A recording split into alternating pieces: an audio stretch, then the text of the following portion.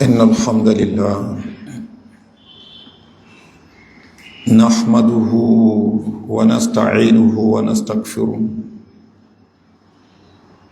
ونعوذ بالله من شرور أنفسنا وسيئات أعمالنا إنه من يهده الله فلا مضل له ومن يضلل فلا هادي له وأشهد أن لا إله إلا الله وحده لا شريك له وأشهد أن محمدا عبده ورسوله أما بعد فإن خير الحديث كتاب الله وخير الهدي هدي محمد صلى الله عليه وسلم وشر الأمور محدثاتها وكل محدثة بدعة وكل بدعة ضلالة وكل ضلالة في النار أما بعد أدوكف الله سبحانه وتعالى أترى الصلاة فوانبوى محمد صلى الله عليه وسلم إن شاء الله آتما تسواج لوري علي العقيدة الوسطية ايتي الإمام ابن تيمية الحراني الدمشقي عليه رحمة الله تي وقع لاتنو أرولم سبحانه وتعالى بكنا أرونبوى محمد صلى الله عليه وسلم èyí tí a tún máa gbéyẹ̀wò láàárọ̀ yìí òun náà ni àwọn ahadith àbí díẹ̀ nú àwọn ahadith tó wá nípa sífàtul ulu ìròyìn al-ulu a ní àwọn afá al-ulu wọn ló ní ìtumọ̀ mẹ́ta علو الذات that is gíga wípé Ọlọ́hun Ọba subhanahu wa ta'ala ó ń bẹ lókè. ìkejì ó ní علو القدر wípé Ọlọ́hun Ọba ga ṣùgbọ́n gíga títí yìí. ìkẹta علو القهر ikú Ọlọ́hun Ọba subhanahu wa ta'ala ó ga ní títí ìtẹni lórí ba ìjẹgàba lórí gbogbo àwọn ẹ̀dá rẹ̀. علو القدر والشان àwọn oníbídíà wọ́n gbà wọlé. So tọ́lọ́wọ́ bá subhanahu wa ta'ala bá ní lápójúwé òun ni al-aliyu bó ṣe ń bẹ nínú al-Qur'an wọ́n ní Ọlọ́hun Ọba ga ṣùgbọ́n gíga yẹn ìtumọ̀ ẹ̀ ni pé ó ní yìí. bákanáà tó bá ní sabbih isma rabbikal a'la wọ́n ní al-a'la ń bẹ̀yẹn jùmọ̀ rẹ̀ ni pé ọba tí ó lè tẹ̀yàn lórí bájú ṣùgbọ́n pé Ọlọ́hun Ọba subhanahu wa ta'ala ó ga ní gíga uluwu dhat ipé ó ń bẹ lókè. àwọn oníbídí àwọn a máa takò àwọn gbà pé Ọlọ́hun Ọba ò sí lókè gẹ́gẹ́ bí a ṣe sọ fún wa nígbàtí a ń tú àwọn ayal Qur'an tí Sheikh Ibn Taymiyyah alayhi rahmatullah tí wọ́n mú wá. So wọ́n gba méjì wọ́n gba ìkan òun náà ni pé Ọlọ́hun Ọba ń bẹ lókè. wọ́n Ọlọ́hun Ọba ń bẹ àwọn mìíràn sọ pé ń bẹ ní gbogbo bíkíbi àwọn mìíràn ní kò sí ní anywhere. so ló fi jẹ́ pé lára nǹkan tí a sọ fúnra wa ìgbà tí àwọn méjì oníbídíà làwọn méjèèjì ṣùgbọ́n ìkan òun sọ pé Ọlọ́run ọba ń bẹ lókè, ìkan òun sọ pé Ọlọ́run ọba ò sí ní anywhere. àwọn ń bẹ níwájú ọba kan táwọn méjì ń dìbétì. nígbàtí alákọ̀ọ́kọ́ sọ tí ẹ̀ ipé Ọlọ́run ọba ń bẹ lókè, tí kejì sọ tí ẹ̀ pé Ọlọ́run ọba ò sí lẹ́niwẹ̀, kò sí lókè, kò sí nsàlẹ̀, kò sí níwájú, kò sí lẹ́yìn, kò sí lọ́tún, kò sí lósì. ọba yìí, ọba Mahmud Subuktikin, ó wá ń sọ fún yí pé tán bá ní kéèyàn describe tí ó exist, mi rò pé yàn lè describe ẹ̀ jù báyìí lọ. ó ní nǹkan yìí ò sí lókè, kò sí nsàlẹ̀, kò sí níwájú, kò sí lọ́tún, kò sí lósì, kò sí ní bọ́wá ló wà. ìdàmú bá àfá iná kò mọ̀ tí ó lè fọ̀lé sí mọ̀. ṣùgbọ́n àwọn tí wọ́n jẹ́ ọmọ kéwà Ànábì sallallahu alaihi wasallam, àwọn ìbéèrè yamayama, àwọn irú nǹkan báyìí Ọlọ́run ò sí lókè, wọn kóra wọn sínú ẹ̀. wọ́n gbọ́ yé pé Ọlọ́run ọba ń bẹ lókè torí pé àdámọ́ gan fi rinlẹ̀. láwọn afáàmọ́ sọ fún wa tán má bèèrè láwọn ìyá arúgbó tán kéwú tán kọ́ mẹ́sìn ipé bọ́lọ̀ Ọlọ́run ọba wà, ẹsẹ̀kẹsẹ̀ ni wọ́n sọ pókè ló wà. àdámọ́ alfitra ó fi rinlẹ̀ bẹ́ẹ̀, làákàyè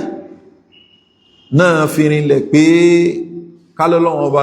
ó wà lókè in his essence. eléyìí òun ni tó bá làákàyè mu. káwá fi àdámà àti làákàyè lẹ̀, aya al-Qur'an ó fi rinlẹ̀ bẹ́ẹ̀,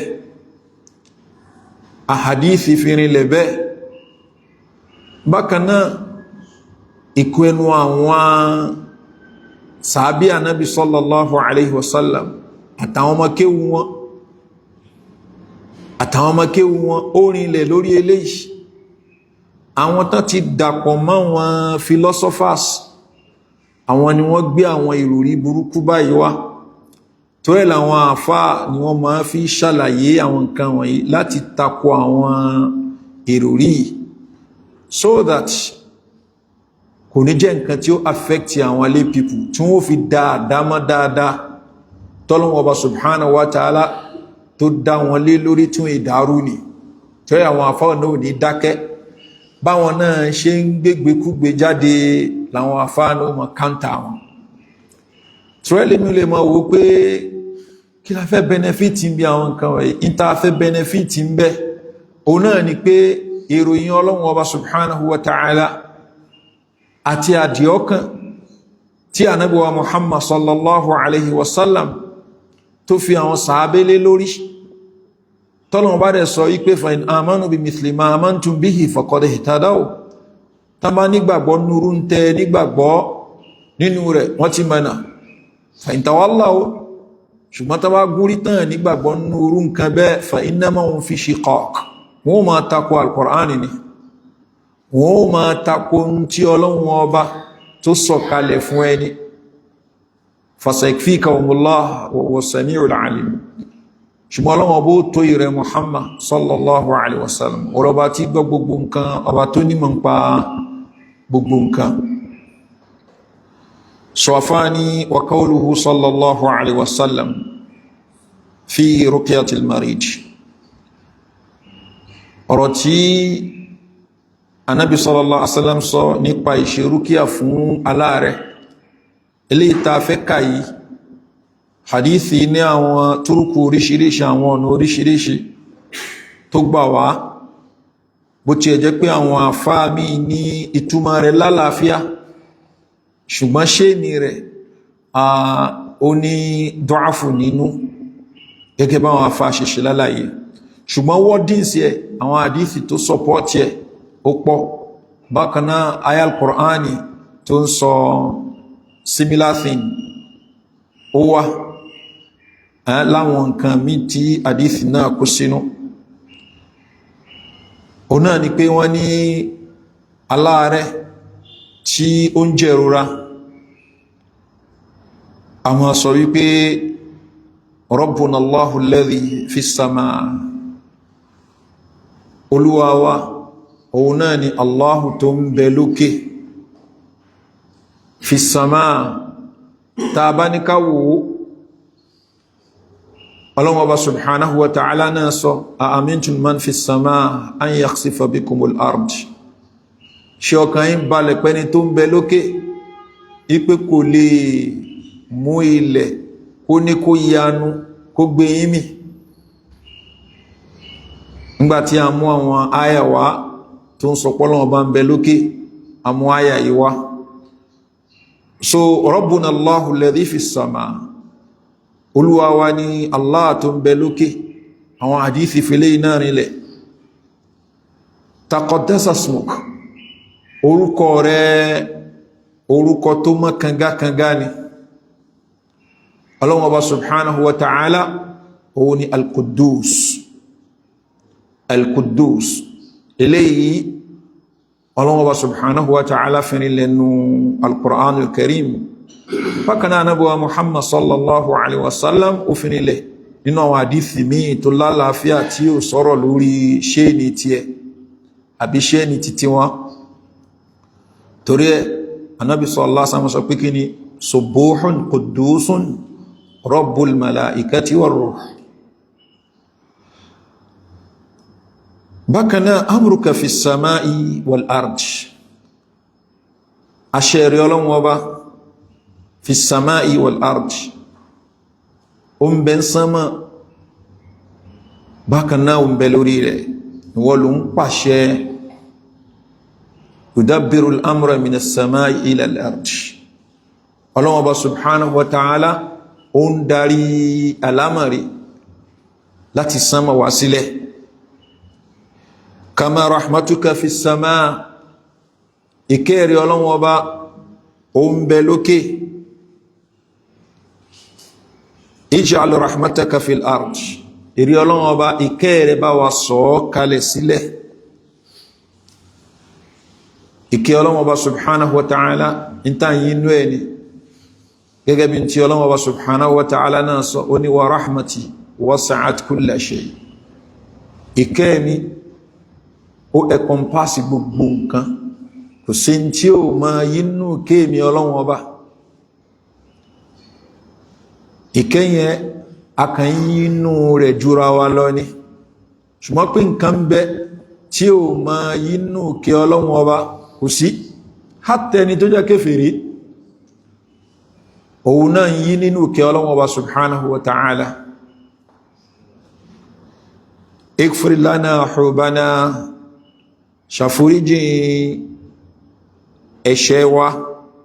wa khatayana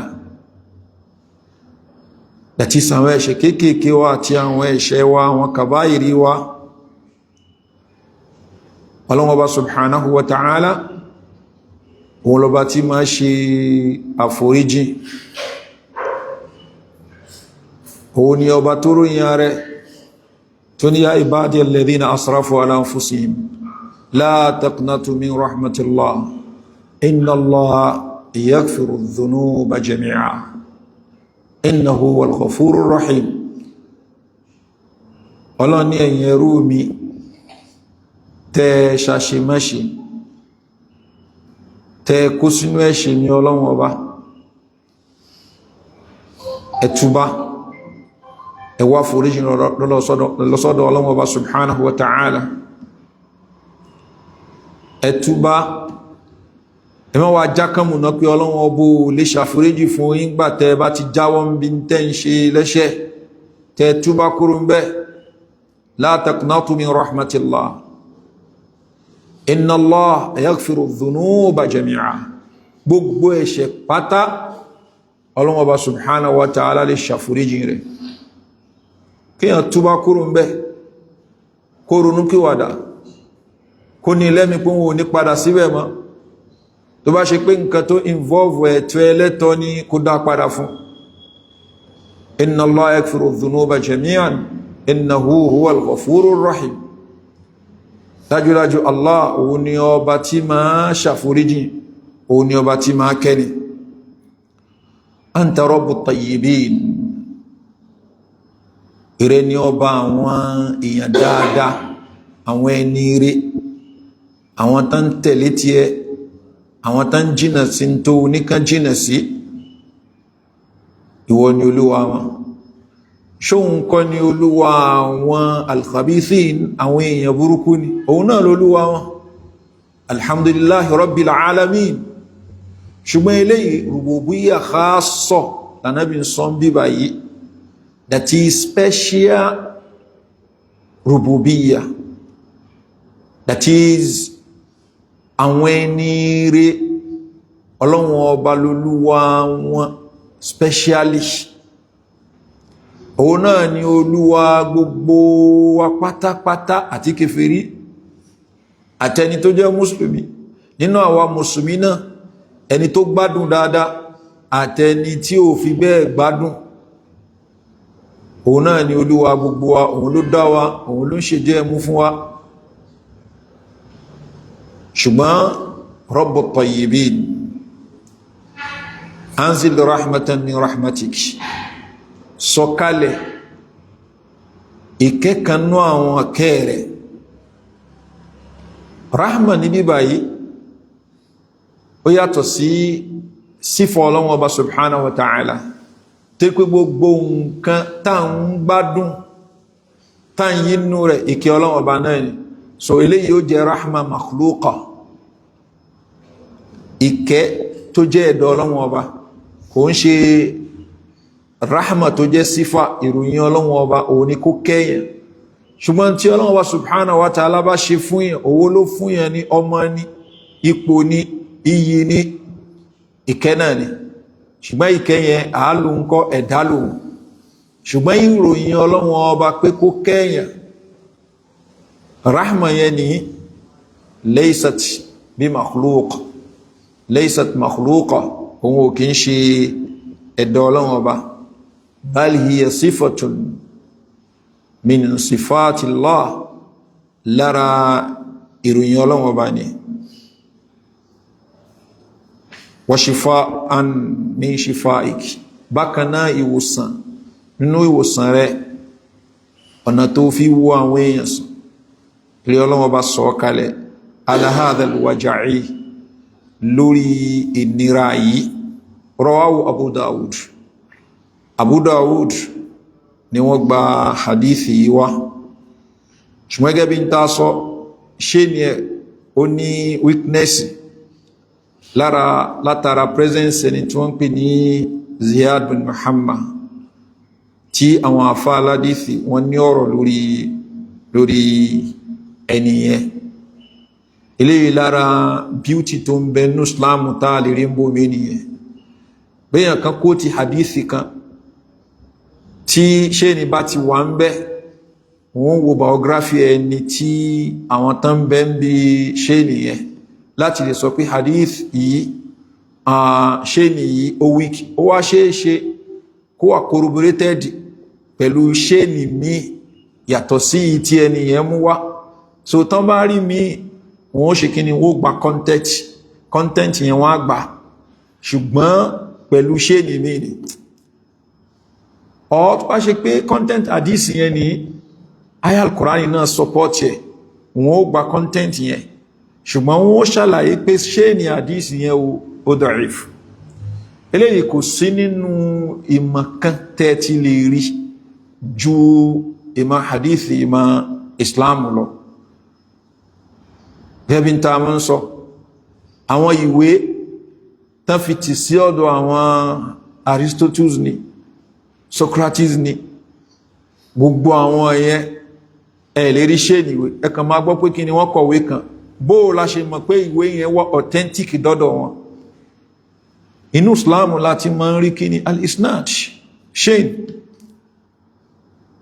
Ó ní Muhammad bin Sirin, ìkalára àwọn tabi'un, ó ní lawla al-isnad laqala man sha'a ma sha'a. Tí ó bá kí ń ṣe pé tíyàn kan bá sọ wípé Ànábì sọ báyìí, àwọn èèyàn ó béèrè pé kí ni àyínà al-isnad ṣe ni yẹ́dà. Ìkáwò tamari pé kí àwọn tí wọ́n gbà wá tẹ́ dọ́dọ̀ rẹ̀, àwọn tó ṣe wípé wọ́n jẹ́ thikọ́tù ni, àwọn tí wọ́n ń ṣu ní pálapàla, bákan náà wọ́n ní retentive memory bóyá dọ́pù sọ́dìrín àbí dọ́pù kitab bóyá wọ́n jẹ́ ní tí máa ń kan dáadáa àbí tán bá ti gbọ́ nǹkan wọn máa kọ́ kalẹ̀ so ìgbà yẹn ni wọ́n tó sọ wípé ṣé nìyẹn lálàáfíà ìyẹn ni ó lead lọ síbi content so eléyà àlè rí inú ẹ̀sìn míì ẹ̀sìn Islam yìí ló wà ṣùgbọ́n pẹ̀lú ẹ̀ ní ọmọ mùsùlùmí mi inferiority complex ṣe táwọn kan bá ti sọ̀rọ̀ báyìí ó ṣe tán àti ṣe kíni láti tẹ̀lé wọn tó ń bó ti jẹ́ pé in tí ẹ̀sìn tí ẹ gbé kalẹ̀ kò sí nínú ẹ̀sìn àwọn míìnì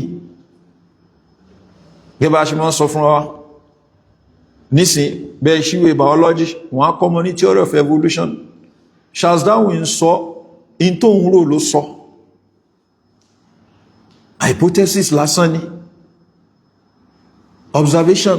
lásán ó observe bẹ́ẹ̀ pé ó dàbí ọdẹ sọ di kíni wọ́n sọ di òdodo máwọn èèyàn lọ́wọ́ débi páwọn lúmìta máa sọ pé wọ́n lajú gan lónìí tó bá fi lè tako theory of evolution tẹ́ni ẹ bá jẹ́ lecturer ń gbà míì wọ́n lè ṣe kíni wọ́n lè gba lectureship kan gbà lọ́wọ́ rẹ̀ ni bí ìgbà tó tako kíni scientific fact ni ṣùgbọ́n láàrin ara wọn náà wọ́n ìsọkúsọ lélẹ́yìí ara wọn professors tán tako nǹkan yẹn ṣùgbọ́n àwọn ará mùsùlùmí tó ṣe pé yóò wo kókó lórí ẹ̀ bí ìgbà tó ṣe wípé in tí Ọlọ́run bá sọ kalẹ̀ ni èèyàn kankan ronú ó gbé nǹkan kalẹ̀ asọ́ di òdodo títí ẹ̀sìn tó ló ń ṣe sọ̀rọ̀ pẹ̀lú ṣéènì tẹ́ dọ́dọ̀ Ànábì wa Muhammad sallallahu alaihi wasallam ẹ̀hún ní nǹkan yóò bá láàká ìmú ṣe ìtò wá bá láàká ìmú nìkan sọ pé ọmọ ènìyàn àtàrà ọ̀bọ àbínàkí òun ni a ti evolve láti dàgbàsókè wá ìyẹn bá láàká ìmú ìkanú àwọn ìyẹn ọkùnrin kan ó ń sọ fún àwọn ọmọ rẹ̀ theory of evolution ó ń ṣàlàyé fún wọn pé ṣe mọ̀ pé àtàrà ìnàkí nǹkan kankan láti wá so nígbà tó wọ́n ń sọ yẹn fún àwọn ọmọ àwọn wá bèèrè lọ́wọ́ ìyá wọn ipé báyìí ni bàbá àwọn sọ ó ní àwọn ọ̀ràn bàbá ní ìnàkí ni wọ́n ṣùgbọ́n àwọn ọ̀ràn tèmi ó kìí ṣe ìnàkí so in tí ó bá láàká ìmú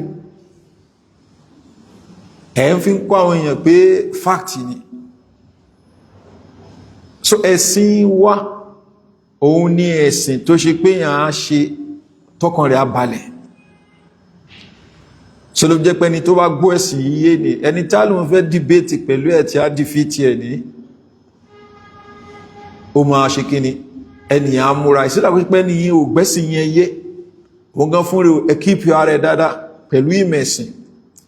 ni ó jẹ́ kí kéfèrí kan ló ń bá dìbéètì òun dìfìtì ẹ̀ àbẹ́lẹ́sìn míì kan bá dìbéètì ó dìfìtì ẹ̀ ni so kò jẹ́ bí ìyẹn ṣe jẹ́ Ọlọ́run Ọba subhanahu wa ta'ala al-aliyu ni ọba tí ó ga ní uluwu dhat ní gíga ipé ó ń bẹ lókè bó ṣe ga ní uluwu al-qadri ọba tó ga ní iyì bẹ́ẹ̀ ni uluwu al-qahr ọba tó ṣe yí pé òun náà ni ó subdue gbogbo nǹkan lẹ́yìn yẹn sheikh tún mú hadithi mi wá wa qawluhu sallallahu alaihi wasallam ọ̀rọ̀ anábi sallallahu alaihi wasallam tó sọ pé ala ta'manuni wa ana aminu man fi samai rawahu al-bukhari wa ghayru anábi níṣẹ́ ní fọkànbalẹ̀ sí mi in tí ń bá sọ fún yín kẹ́ gbàgbọ́ Ọlọ́hun Ọba subhanahu wa ta'ala tó ń bẹ lókè Ọlọ́hun Ọba trọ́sì mi ló fi rán mi níṣẹ́ Ọlọ́hun Ọba ó trọ́sì mi ó rí pé mi ní jàmbá lọ́lọ́hun Ọba fi rán mi níṣẹ́ mo ń jíṣẹ́ fún yín ṣé ọkàn yín ò balẹ̀ lórí mi ni? Ànábì sallallahu alaihi wasallam sọ̀rọ̀ ọ̀rọ̀ báyìí nígbàtí ó pín kankan fún àwọn èèyàn. Ìkannú àwọn tó náà pèrè mùsùlùmí ó wá ní kí ni i'dil ya Muhammad, ìrẹ Muhammad pín kan yẹn dáadáa o, fa innaka lam ta'dil, in tí ó pín yìí kò sí justice ń bẹ. Sàbí kan tó wà ń jókòó bí Umar àbí Khalid gbà tó gbọ́ ẹni orí ẹ̀ kọ́kọ́ sparki na pé wọ́n ṣépè fún wọn ni. Ànábì sallallahu alaihi wasallam ní kò ṣe déédé níbi nǹkan tó pín sallallahu alaihi wasallam. Ànábì sallallahu alaihi wasallam wá ní wayhak, ṣíwẹ́ in lam a'dil faman ya'dil, tèmi bá pín nǹkan tí mi ṣe déédé ta ló kù tó máa ṣe déédé? Ṣé ẹ fọkàn tán mi ní tí Ọlọ́hun Ọba subhanahu wa ta'ala tó ń bẹ lókè tó fọkàn tán mi? Kanabi sallallahu alaihi wasallam tó wá sọ ìpé àwọn èèyàn kan ṣì ń bọ̀ wá o tán dàbí irú eléyìí. Yahkiru ahadukum salatahu ma salatihim, tán bá ní àwọn ń kírun ẹ̀yin sàábé mi ẹ máa fojú kéré ìrun títí yín tẹ́ bá wo bọ́n ṣe ń kírun. That is, wọ́n á pọ̀ ní náfílà jù yín lọ, wọ́n ó pọ̀ ní náfílà jù yín lọ. Wa siyamahu ma siyamihim, àwẹ̀ náfílà tí wọ́n ó pọ̀ jù ti yín lọ. Yaqra'una al-Qur'an, bẹ́ẹ̀ ni wọ́n ó pọ̀ ní kíkà al-Qur'an, wọ́n ó ṣe hifzu Qur'an, ṣùgbọ́n la yujawiz taraqiyahum, Qur'ani tán ká kò kọjá gbogbo wọn gbọ́yé, wọ́n kàn á sórí ni, wọ́n kàn ká lẹ́nu ni. Yamruquna min ad-din, wọ́n ma ṣe nǹkan tí ó ma gbé wọn kúrò nínú ẹ̀sìn. Kama yamruqu as-sahmu min ar-ramiyya, bí ìgbà tí yàn tafa sí ara tájẹ́tì ẹranko kan, ọfà yẹn wá wọnú ẹranko yẹn ó jáde lódì kejì, téyìn ò fẹ́ rí ọfà yẹn, tẹ bá wo gan ilé mọ́fẹ́ rẹ jẹ́ ń bẹ́, tẹ bá rí ọfà yẹn ó kàn wọnú ẹ̀ ó ṣe kíni ó jáde, ṣùgbọ́n yẹn rí pé ẹranko yẹn kú kalẹ̀. Bẹ́ẹ̀ làwọn ó ṣe máa jáde kúrò nínú ẹ̀sìn. Ànábì sallallahu alaihi wasallam ní lain adraktuhum, àwọn yẹn tán bá dé ká ní pé mò ń bẹ láyé ni laqtulannahum qatla Aad, bí Ọlọ́run bá ṣe destroy àwọn ọjọ́ Aad ni máa ṣe destroy wọn. Ọ̀rọ̀ lórí àwọn al-Khawarij, àwọn àdánwò umma yìí, àwọn téyìn ó rò pé ní ire ni wọ́n látara àrùn kíkí, àwọn téyìn ó sọ pé ní ire ni wọ́n látara pọ́n mọ́ gbáwẹ̀, látara pé kí ni wọ́n ní kàkún fún pé kán mọ́ ka al-Qur'an al-Karim. Ṣùgbọ́n àwọn nǹkan tán sọ àwọn nǹkan tí ó mọ́ takò ẹ̀sìn ní, takò ẹ̀sìn in that ọpọlọ wọn ni wọ́n máa fi ṣe ẹ̀sìn ní, wọ́n máa fi ṣe ẹ̀sìn, wọ́n máa pe àwọn èèyàn ní kéfèrí lórí nǹkan tí ó kìí ṣe in tó gbé ní kúrò ní Islam. Wọ́n ó jókòó ti àwọn olórí ìlú láti máa bá wọn fa kàngbà. So Ànábì sallallahu alaihi wasallam ó bínú lórí ọ̀rọ̀ yìí. Ẹni tó pèrè mùsùlùmí in tó fi lè gbóyà láti sọ̀rọ̀ ọ̀rọ̀ báyìí fún Ànábì sallallahu alaihi wasallam, ta ló kù tí ó lè sọ fún? Ẹni tí Ọlọ́hun Ọba subhanahu wa ta'ala trust tó gbé wáyìí fún, tí yàn bá lè sọ fún pé i'dil, ṣe déédé, fa innaka lam ta'dil, hadhihi qismatun ma urida bi wajhullah, in tó pín yìí èyàn ń pínrùn kan báyìí kó lóun wojú rí Ọlọ́hun Ọba pẹ̀lú ẹ̀. Ó wà bold láti challenge Ànábì sallallahu alaihi wasallam. So ta ni ó lè challenge? Ṣé Abubakar ni wà ní challenge ni, àbí Umaru, àbí Uthman? tani ò lè challenge so ẹni yìngbà tí wọ́n describe ẹ̀ nínú hadithi ni wọ́n ní kí ni kathul lihya irùngbọ̀n rẹ̀ ó pọ̀ bákan náà mushammaru saqayn ibi tí aṣọ rẹ̀ tóóró gan tó ń fòdé ibi ní sùsáàkì ni that is àwọn nǹkan tó ṣe pé yíò fi gbàtàn jẹ pé masha Allah àwọn ẹni ọlọ́ni tí a bá rẹni tó criticize pé àwọn ẹni ọlọ́ni àwọn criticize báwọn yẹn ṣe máa ń ní àwọn fake belief lónìí náà táwọn èèyàn bá ń tako àwọn tán láwọn ń ṣe jihadi kan tán dá gbogbo gbòròrú tako Boko Haram ní àbí ISIS ni ẹlòmí àfẹ́ lè forí gbági pé àwọn ẹni ọlọ́run ṣùgbọ́n ẹni ọlọ́run ọba èèyàn ò kí ń jẹ pẹ̀lú tara èèyàn máa jẹ́ ní ọlọ́run ọba pẹ̀lú tẹ̀lé tó ń bẹ nínú Al-Qur'an àti sunna Ànábì wa Muhammad sallallahu alaihi wasallam pẹ̀lú àlàyé Ànábì sallallahu alaihi wasallam àti application àwọn sahaba radwanullahi alaihim ní tí wọ́n fi jẹ́ ní ọlọ́run nìyẹn kò ń ṣe pẹ̀lú tara torí náà gbà tí Ànábì sallallahu alaihi wasallam sọ tó sọ àwọn àfẹ́ẹ̀sì ni ẹ wò àwọn tí wọ́n ń kírun tán gbáwẹ̀ kò ń ṣe inú ọ̀rọ̀ yẹn là ń sọ sí ó extra náfílà ìgbà tí Abdullahi bin Abbas radiyallahu anhu tó lọ ṣe dìbéètì pẹ̀lú wọn náà ṣe bí ojú wọn kún fún oorun ni bí ẹni tó yẹ ṣe yẹn náfílà tán lóru tí ó ṣàìsùn mọ́jú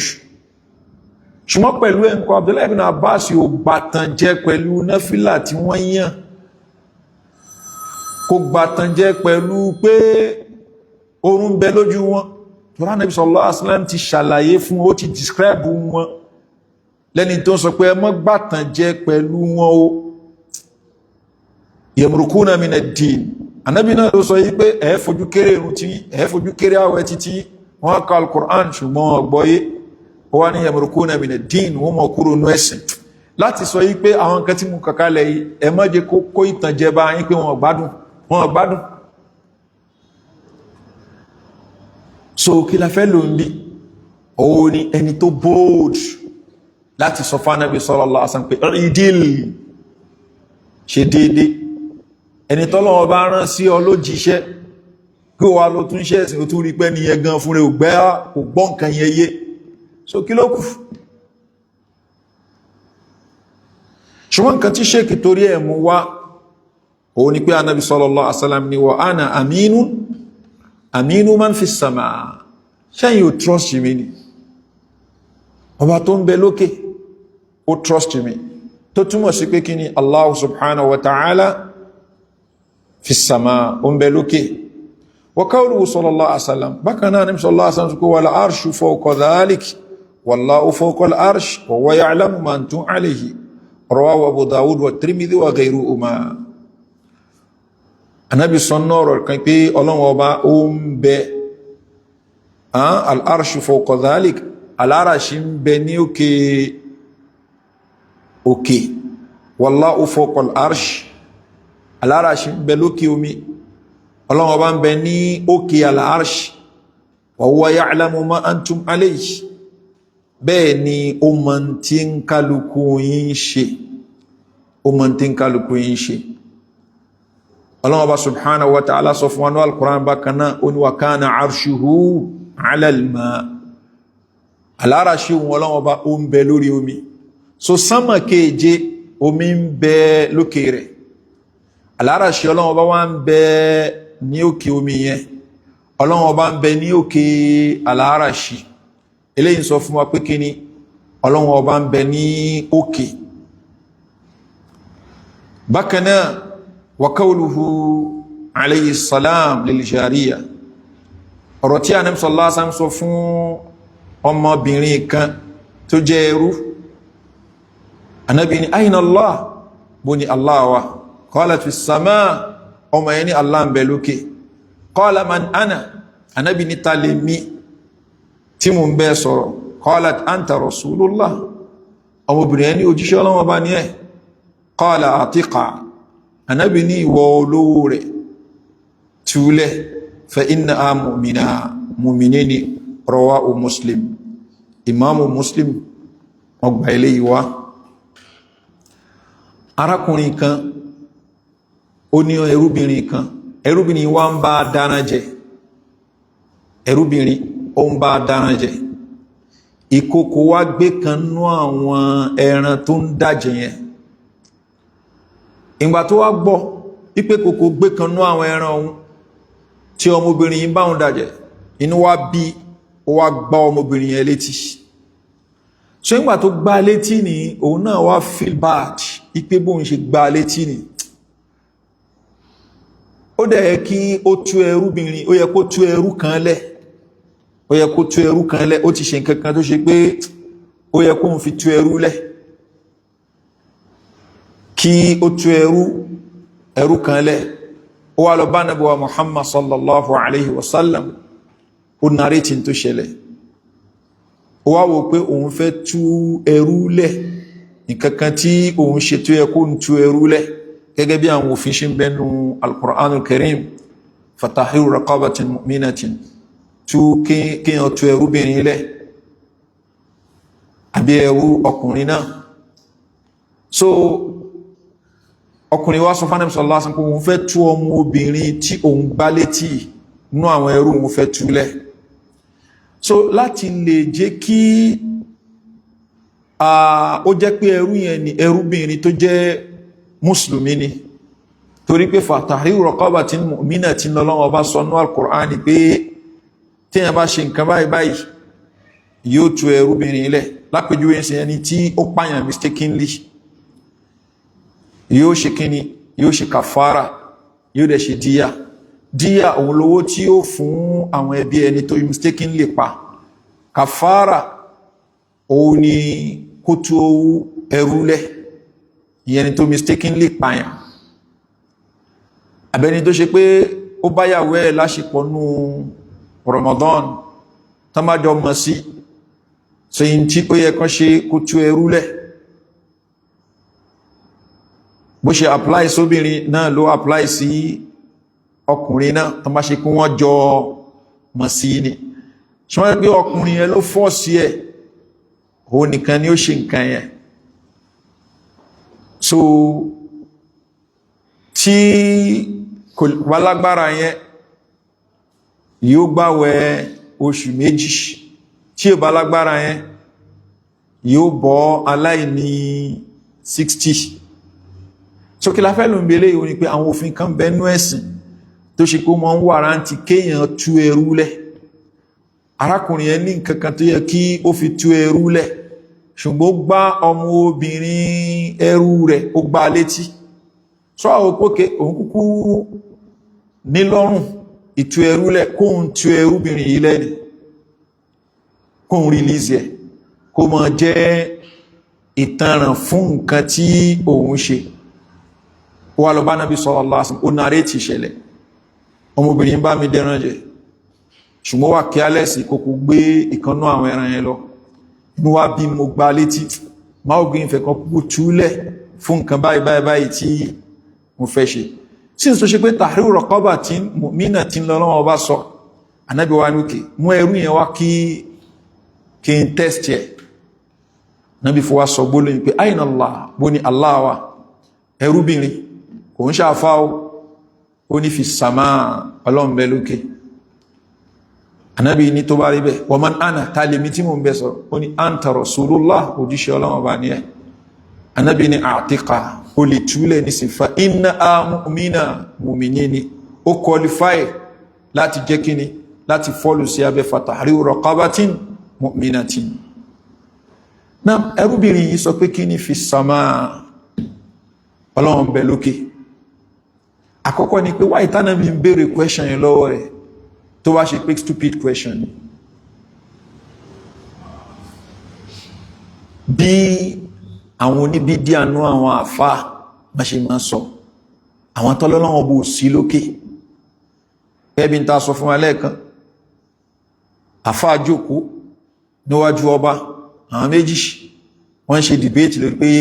Ọlọ́run ò sí lókè, Ọlọ́run wà lókè. Ìkan lọ́lọ́run wà lókè, ìkan lọ́lọ́run ò sí lókè. wà ló wà oníkùsílẹ̀ níwẹ̀ ọba gangan ọba òun gangan ló silence ẹ̀ ní pé ìsọkúsọ ilé tó ń sọ yìí tó fẹ́ sọ pé kò sọ́lọ́run tó lè fi sọ tó máa ṣe kí n tó máa jẹ́ lè lọ so ó túnmọ̀ sí pé inú imagination àwọn èèyàn ní tán ń pè ní Allah ló wà nìyẹn kò sílẹ̀ níwẹ̀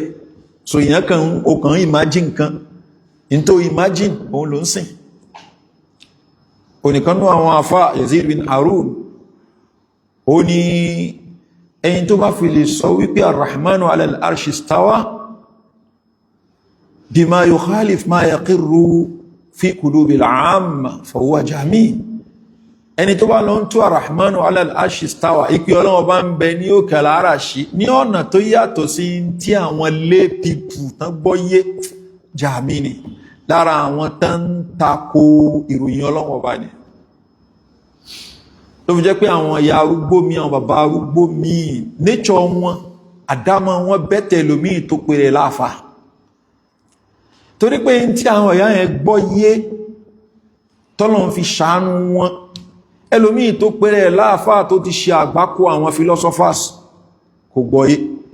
ìtọ́lọ́dẹ̀ fẹ́ lókò ò ní pé kí ni bó ní mọ́ ní ẹ lórí òdodo kò ń ṣe yé tíra tó kọ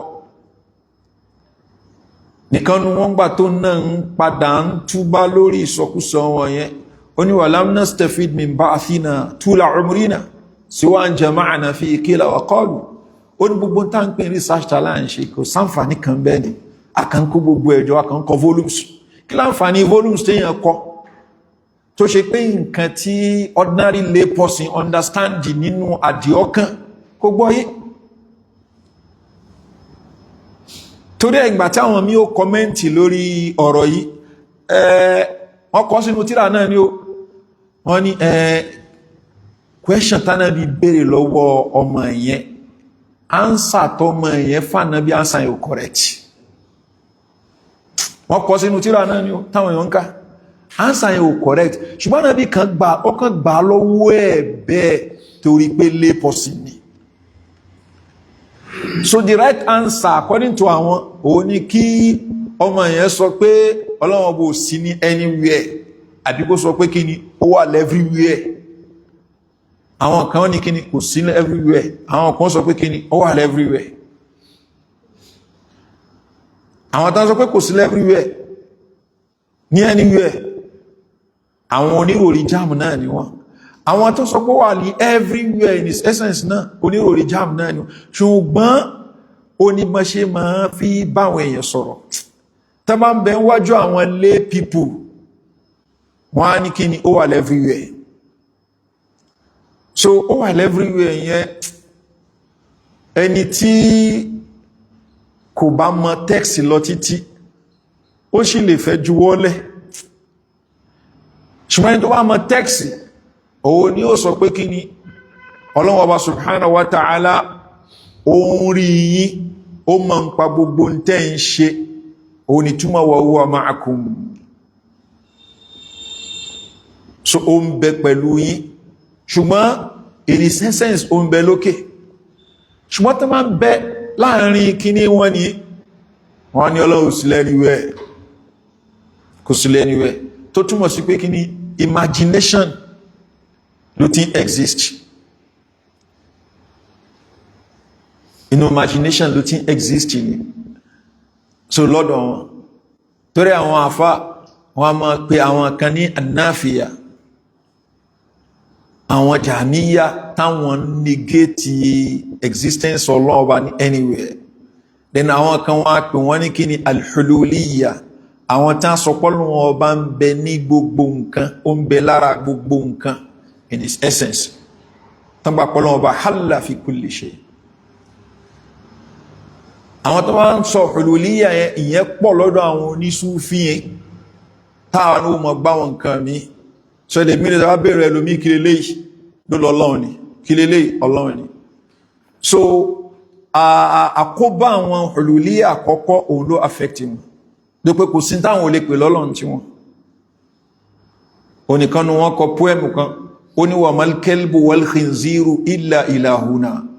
wa mallahu illa ra'ibun fil kanisati ó ní ajá tó kúlẹ̀ yá àtẹ̀lẹ́dẹ̀ yìí iláhù wa náà ni ọlọ́run wa tánsìn náà ni àfáà tó ń bẹ ní chọ́ọ̀chì òun náà ni kíni Allah ni torí tọ́mọ náà ń ṣe tẹ́rìbíyà wọ́n ń ṣe tẹ́rìkíyà lára nǹkan tí wọ́n bè lọ́wọ́ ẹni tán ní kó lọ́wọ́ alúwà wọ́n á bè lọ́yẹ̀ tó bá jáde pé kí léléyìí tó bá ní eléyìí kíní máìkì kíní ni wọ́n ṣe mọ́ lọ́fà so wọ́n ti gbà tó bá sọ pé Allah tó bá ní Allah wọ́n mẹ́rí pé ó ti ń gẹ́tì ẹ̀ so gbogbo nǹkan jẹ́ kíní Allah lọ́dọ̀ àwọn hululiyya ni ṣùgbọ́n àwọn kan ní ọlọ́run ò sí lẹ́niwẹ̀ kò sí wájú kò sí lókè kò sí so imagination so yẹn kan gbé nǹkan kalẹ̀ ó gbé sọ́pọlọ ó dẹ̀ ń sin nǹkan yẹn in tí ó exist ṣùgbọ́n gbogbo àwọn wàhálà yìí àwọn sàábí ò kó sínú àwọn nǹkan wọ̀nyí wọ́n ń ka Al-Qur'ani ọlọ́run bẹ lókè ọ̀rọ̀ Ànábì sallallahu alaihi wasallam ọgbọ́yé ṣùgbọ́n àtọ́rí pàwọn èèyàn mix pẹ̀lú àwọn philosophers ó ní gbogbo wàhálà yẹn dé so nígbàtí àfà bá ń kọ sínú tírà yìí pé Ànábì sallallahu alaihi wasallam ìbéèrè tó béèrè lọ́wọ́ ọmọ yẹn èsì tó correct kọ́ ni ọmọ yẹn fánàbí ṣùgbọ́n Ànábì kan pàṣẹ fún bẹ́ẹ̀ ó bá manage ẹ̀ nítorí pé ó fẹ́ sọpọ́tì àkídà burúkú tó ti ní ìpọ́lọ́wọ́ bò sí ní òkè so wá lánàbí kan bá manage ẹ̀ bẹ́ẹ̀ a rí pé ọ̀rọ̀ ẹgbẹ́ fún rẹ̀ ní ta'anu fi rasulillahi sallallahu alaihi wasallam ìbẹnu àtẹ́lù ànábì sallallahu alaihi wasallam indirectly ni àwọn afáàfin máa lè lórí irú àwọn nǹkan báyìí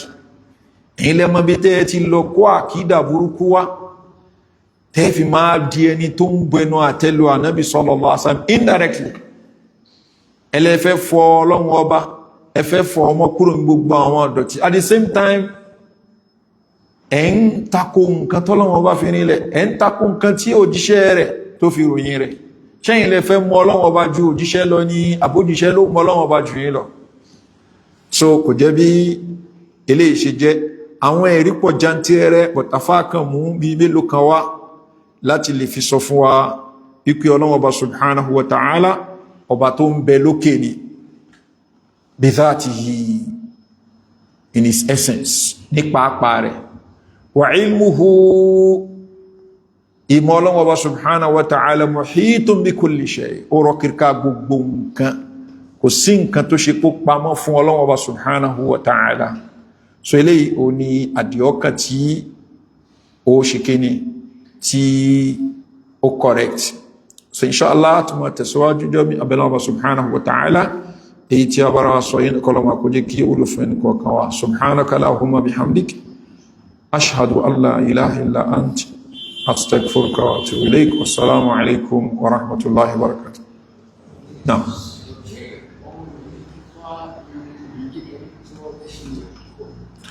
ṣé ọ̀ranyàn ni kí a fa irun ọmọ obìnrin tí wọ́n ṣẹ̀ṣẹ̀ bí nígbàtí a bá fẹ́ ṣe àkíkọ̀ rẹ̀ àbí kan tó ṣe àkíkọ̀ rẹ̀ lọ́dọ̀ ọ̀pọ̀lọpọ̀ àwọn àfá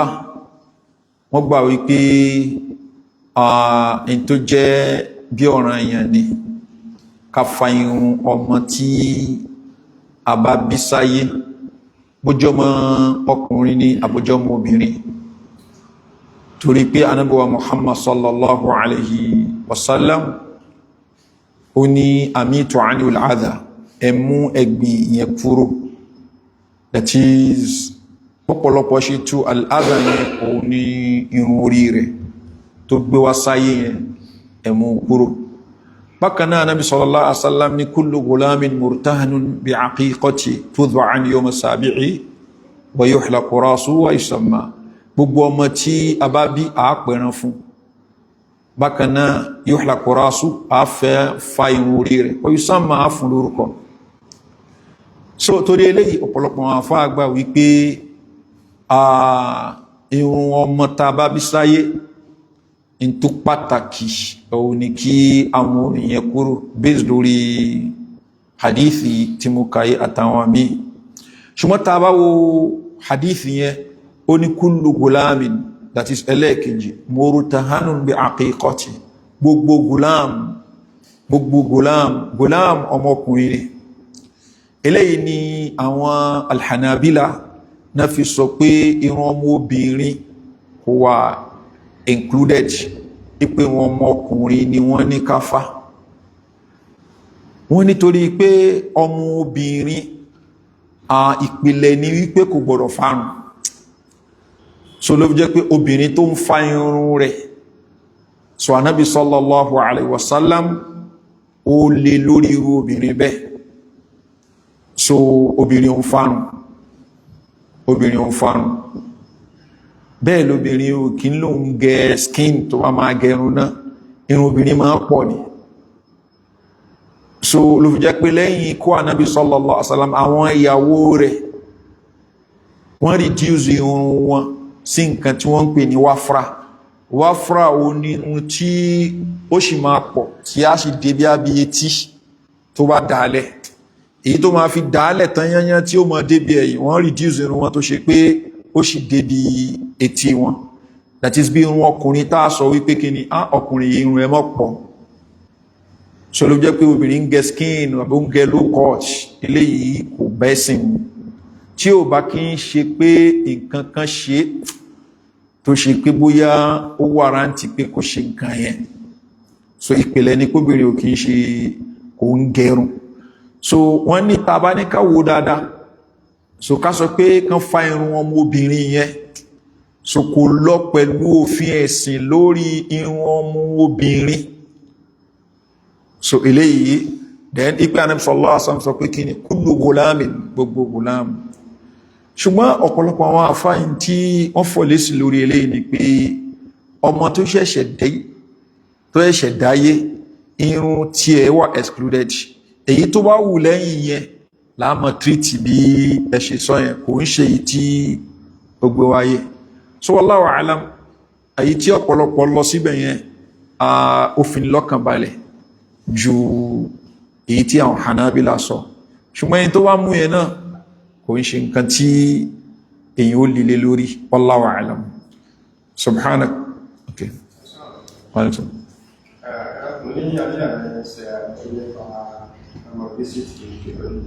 No. So, you are in a situation where we are not thinking see which is accepted. Ṣùgbọ́n àwọn tí ó ṣe mùsùlùmí, àwọn náà attend. Wọ́n ní situation wọn, àwọn ọjọ́ tẹ̀lé wọn ní orílẹ̀. Ṣé àwọn tí ó kìí ṣe mùsùlùmí àwọn náà lè join ní àwọn mùsùlùmí tí wọ́n bá ń kírun sí òkú lára, ṣé lè tẹ̀lé wọn lọ sí ìtẹ́ náà? Àájẹ́ kan mọ̀ wípé wọ́n lè join wọn. Ìrun sí òkú lára àwọn mùsùlùmí ló wà fún, kò sí fún àwọn tí kò kìí ṣe mùsùlùmí. Bákan náà ìtẹ̀lé òkú lọ sí tẹ́,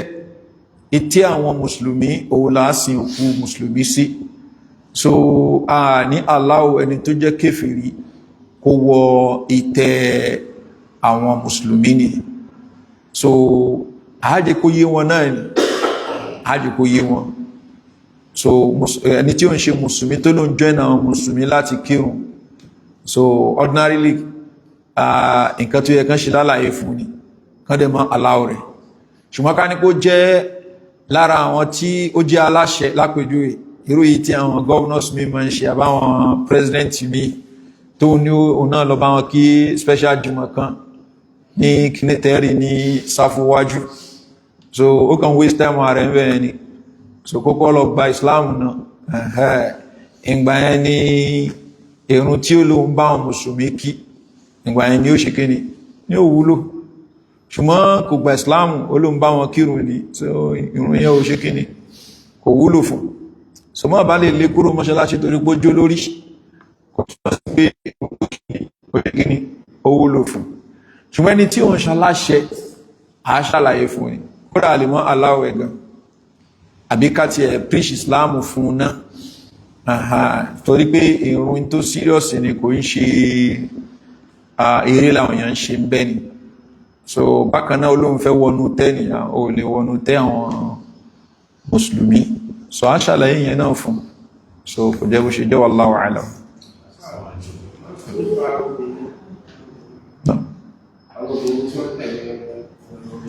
náà ṣé obìnrin lè tẹ̀lé wọn lọ tẹ́ kò dá kí obìnrin tẹ̀lé wọn lọ tẹ́ gẹ́gẹ́ bí Ummu Atiyya radiyallahu anha ṣe sọ ó ní nuhina an ittiba'il janaiz wọ́n kọ̀ fún wa ká tẹ̀lé òkú lọ tẹ́ ṣùgbọ́n wa lam yu'zam alayna anábí ò lè mọ́ wa lórí rẹ̀ wọ́n la fi ní pé kò dá tó obìnrin tẹ̀lé wọn lọ sí ìtẹ́ so eléyìí ló fà tẹnu àwọn afọ́òfin kò lórí pé ṣóbìnrin lè fíṣítì ìtẹ́ àbí kò lè fíṣítì ìtẹ́ so lọ́dọ̀ ọ̀pọ̀lọpọ̀ àwọn àfá wọ́n gbà kó lè fíṣítì ìtẹ́ torí pé anábí ò lè mọ́ wọn lórí ẹ̀ lókùnbà tó bá ti lè control ara rẹ̀ tí ó ń ṣerú kéèsì ọmọ obìnrin tó lọ síbi sàárè àbúrò rẹ̀ tó lọ ń gbára dálẹ̀ ńbẹ̀ tó ń sunkún so ẹni tó bá ti mọ̀ pé wọ́n bára wọn situation bẹ́ẹ̀ nínú obìnrin lọ́dọ̀ ọ̀pọ̀lọpọ̀ àwọn àfá kó mọ́ lọ tẹ́ ṣùgbọ́n tó ṣe pé ó máa tí a compose rẹ̀ tó bá débẹ̀ ni so irú èèyàn bẹ́ẹ̀ lọ́dọ̀ ọ̀pọ̀lọpọ̀ àwọn àfá kò sí nǹkan tó burú bí pé kí òun náà visit ìtẹ́ àbí kó tẹ̀lé wọn lọ ìtẹ́ torí pé Ummu Atiyya radiyallahu anha ó ní wa lam yu'zam alayna wọn lè mọ́ wa ṣùgbọ́n lọ́dọ̀ àwọn alhanabila àwọn gbà wípé haramu ní fún obìnrin láti lọ sí ìtẹ́ bóyá ó tẹ̀lé wọn lọ tẹ́ ni bóyá ó lọ ń fíṣítì sàárè ó ń fíṣítì ìtẹ́ èyí tó bá wù kó jẹ́nu méjèèjì àwọn ní kò gbọdọ̀ lọ rárá so torí àwọn hadithi kan bó tẹ̀ jẹ́ pé àwọn hadithi tí wọ́n lò ìmí dọ̀í fún bẹ́ ìmí tó sahih ìtumọ̀ rẹ̀ òun ni obìnrin tó ń frequenti ìtẹ́ tó túmọ̀ sí pé àṣejù ti fẹ́ wọ nǹkan ẹ̀ náà ó ti fẹ́ mọ́ ọjọ́ bí ẹni tó ṣe pé ó fẹ́ mọ́ lọ ṣègbára dálẹ̀ níbẹ̀ so eléyìí ló fà tó fi jẹ́ pé ní Saudi so wọ́n ń sábà máa ń sọ pé kóbìnrin máa visiti ìtẹ́ so irú Bàkírì nísìn wọ́n jẹ́ káwọn obìnrin wọnú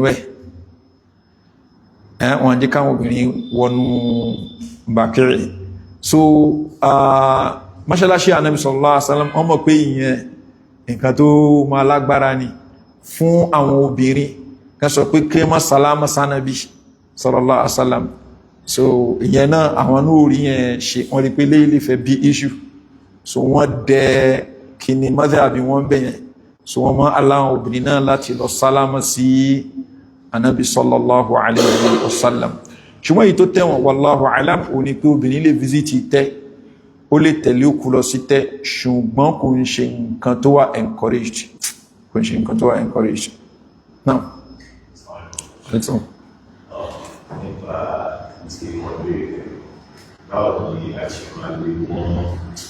ìgbéyàwó ní ẹ̀sìn bóyá àwọn èèyàn tó máa sábà ṣẹlẹ̀ nínú fẹ́ àwọn tó wà lọ́jà ìyá mùsùlùmí kan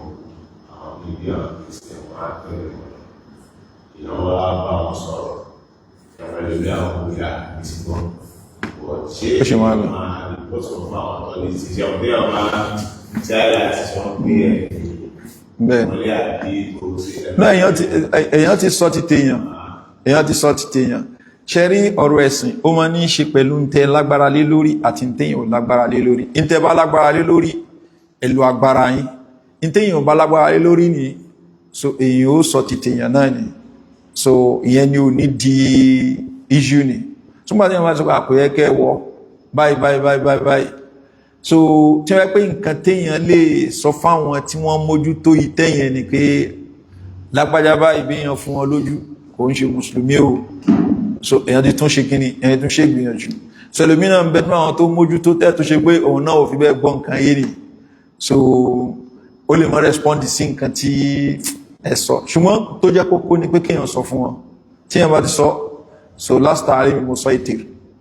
èèyàn kan mú tí ń sin ohun ta tẹ́tẹ́ ó ń ṣe kinní kan a ṣe wá àsùn fún náà ni ṣùgbọ́n àwa níyọ̀ṣẹ́ sí ipe kìíní lókùnbà tí ó bá ti ń ṣe ní tí èèyàn ní agbára lé lórí so that kò ní lè pé èèyàn fẹ́ ṣe nkaru munkar tí ó padà lead sí kìíní munkar ashad afẹ́kọ̀ọ́rẹ́ ti bàjẹ́ nǹkan míì tí ó tún wá jáde látara rẹ̀ yóò wà wọ́sọ̀f Islam ò kí ń pè wá lọ sírú nǹkan bẹ́ẹ̀ wallahu a'lam subhanaka lahumma bihamdik ashhadu an la ilaha illa ant astaghfiruka wa atubu ilayk wassalamu alaikum wa rahmatullahi wa barakatuh